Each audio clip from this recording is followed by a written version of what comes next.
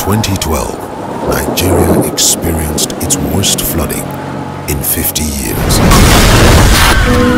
Homes and businesses were destroyed, and many were lost.